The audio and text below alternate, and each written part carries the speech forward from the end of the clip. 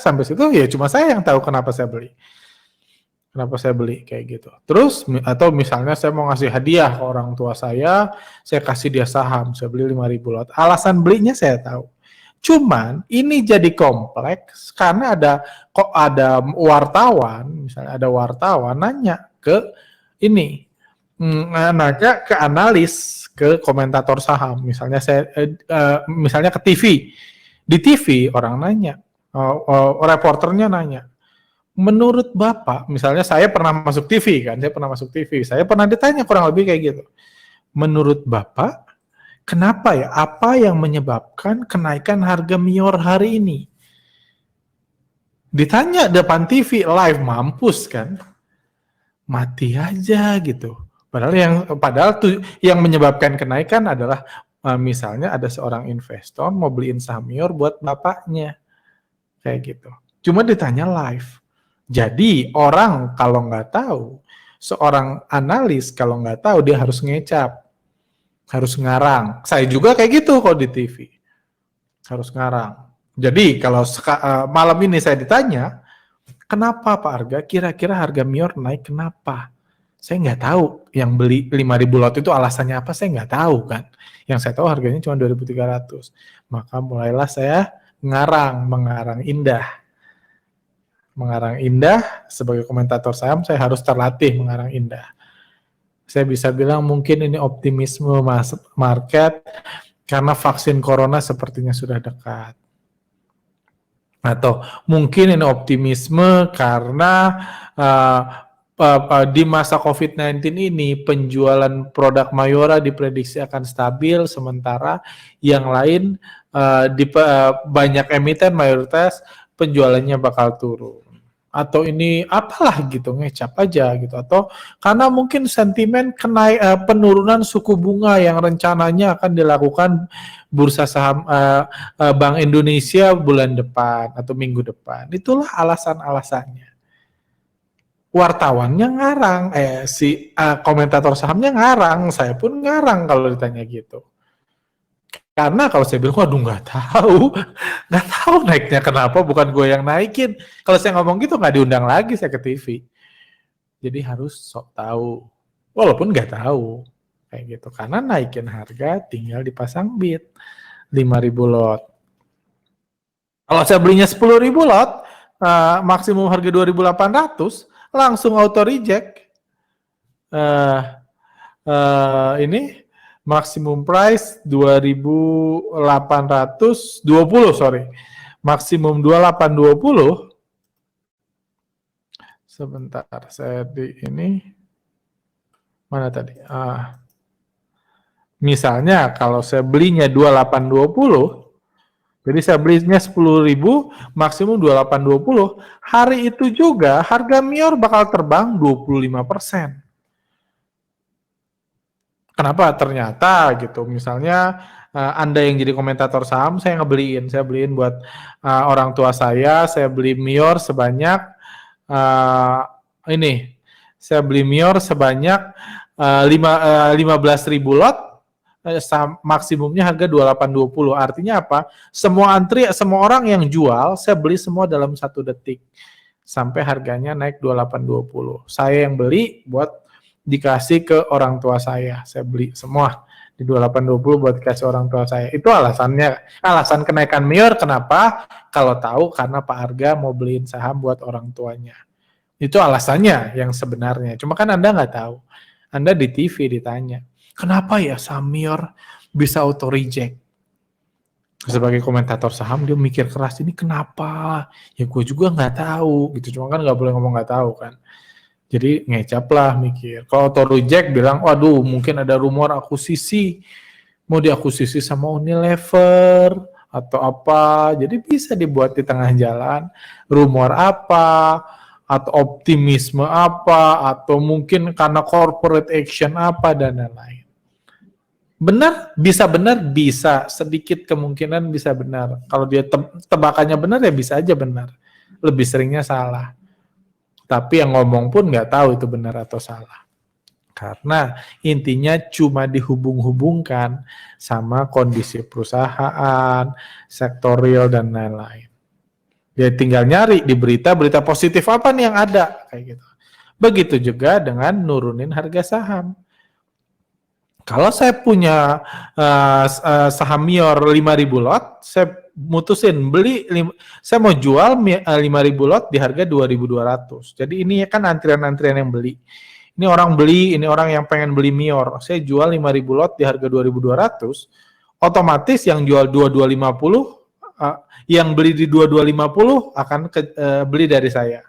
2240 akan beli sampai habis 5.000. 2230 akan beli, 2220 akan beli, 2210 akan beli, 2200 akan beli, maka otomatis harganya berubah jadi 2200. Akan turun 2,7% karena saya memutuskan menjual saham Mior sebanyak 5.000 lot di harga paling rendah 2.200. Itu yang buat harga saham turun.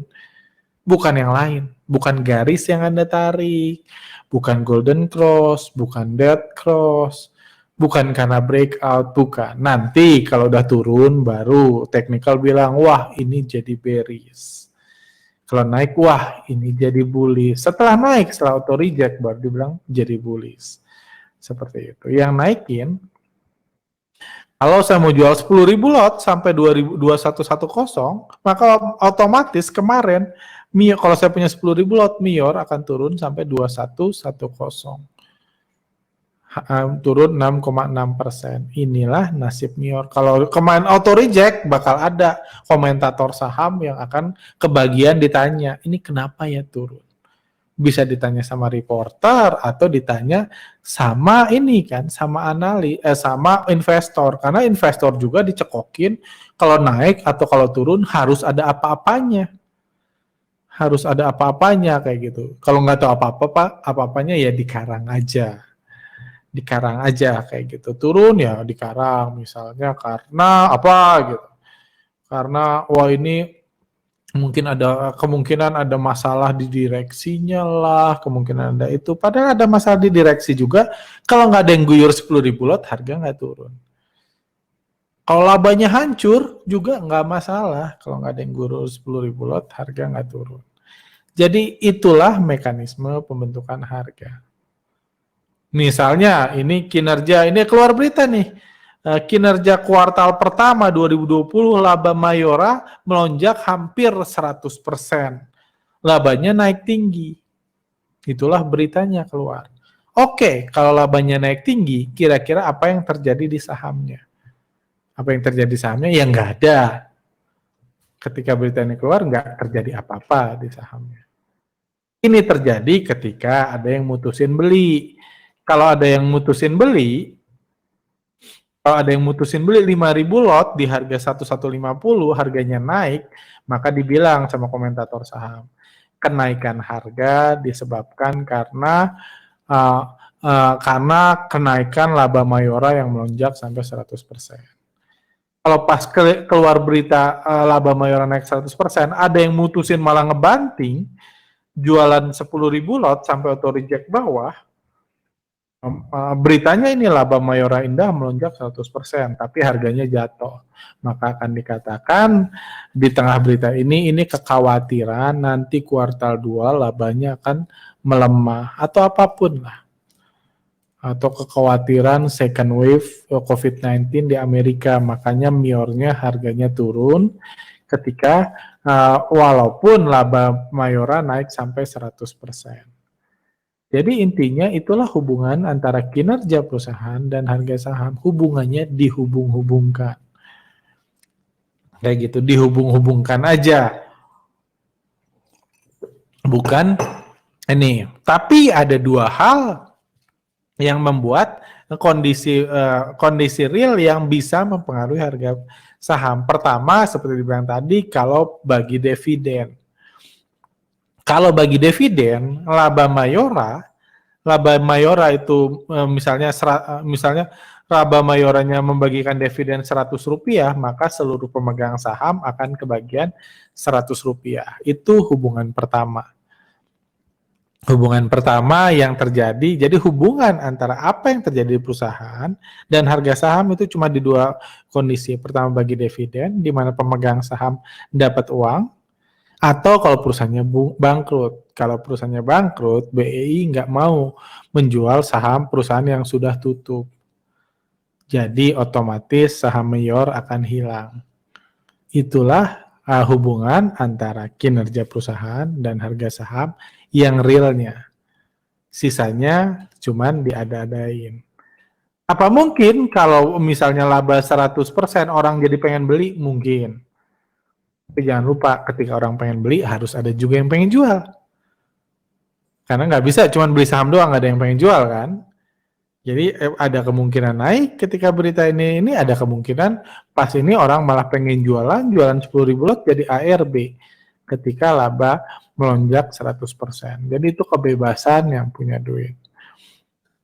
Atau misalnya ada juga corporate action yang mungkin bisa membuat harga saham bergerak. Contohnya misalnya kalau mau perusahaan mau direpo. Apa itu direpo? Itu ketika perusahaan mau minjem uang menjaminkan sahamnya.